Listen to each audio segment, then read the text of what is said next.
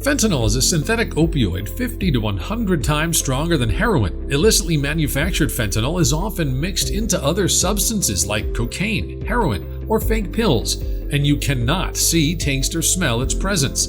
Fentanyl test strips can detect fentanyl's presence, help users make informed decisions, and reduce overdose risk. Always test your substances before using. Multiple substances, even from the same source, can have varying levels of fentanyl, so it's best to test everything you plan to use. To test powdered substances, place a small, crushed sample about the size of Abraham Lincoln's hair on a penny in a clean container.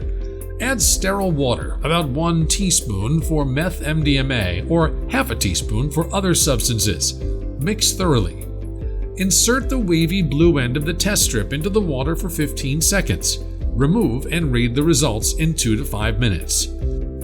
2 pink lines means no fentanyl was detected. 1 pink line means fentanyl was detected. This is the opposite of reading a pregnancy test. A single line on the right or no lines is an invalid test, and you should retest with a new strip. Remember, no test is 100% accurate.